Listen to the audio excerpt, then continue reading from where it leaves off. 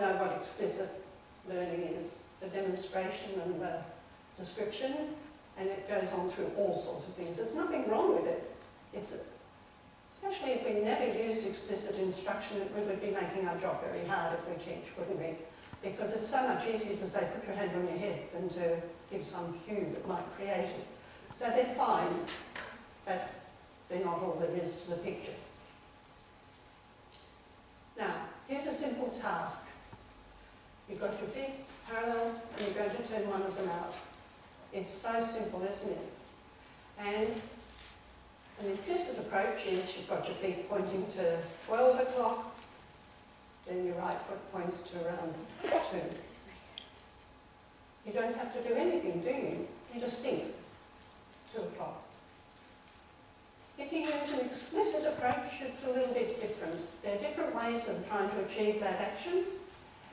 It could be to move your bones. It could be to recruit your muscles. And actually, in ballet training, it's very often to recruit your muscles, like use your rotators or something.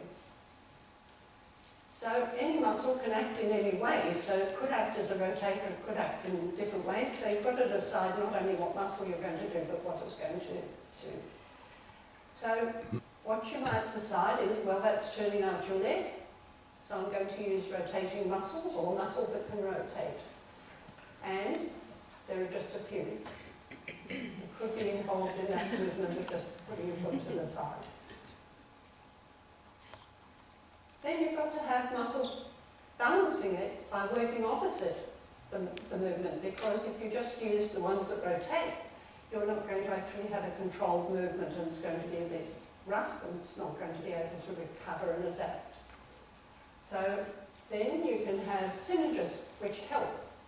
So, for instance, when you do that, it's going to stop the foot pronating, or whatever other thing you might do. It's going to stop you sticking your bottom out.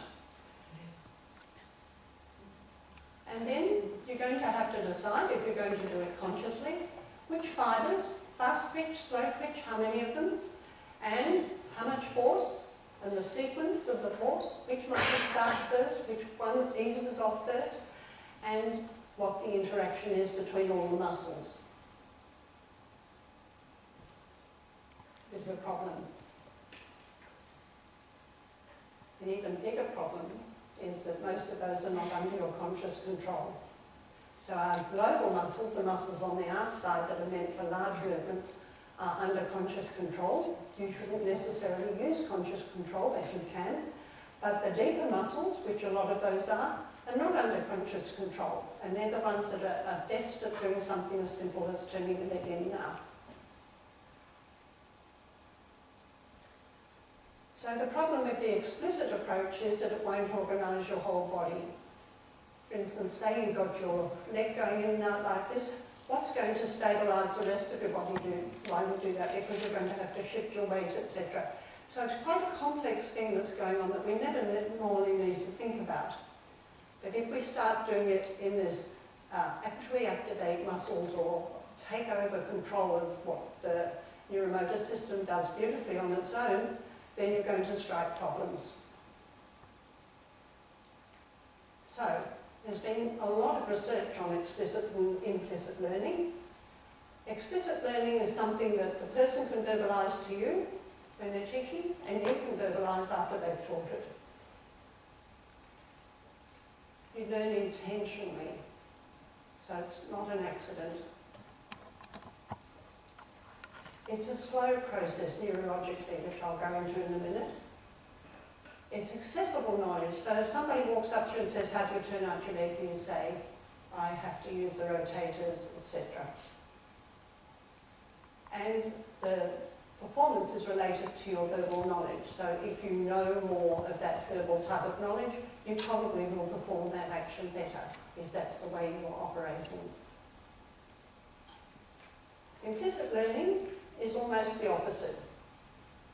It's difficult to verbalise, and I think for anybody that teaches, it's really important to recognise that, because how often do we get frustrated when we've just dealt with something with a student and then we say, now, what do you have to do when you do turn up the leg or something? And they say,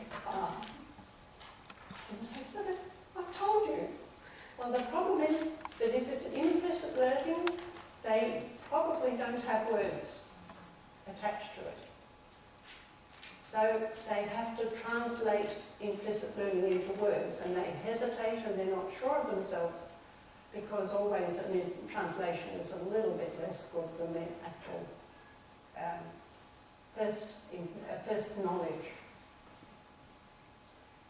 Often you learn implicitly without even trying.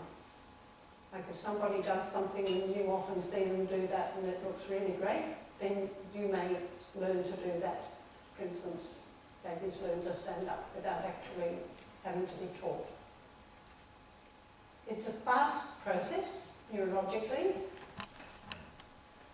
because it's dealt with in all the brain regions, because animals learn implicitly.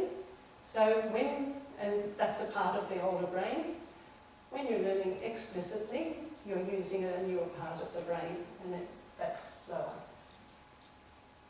Now, because it's in an older part of the brain, implicit learning is very robust.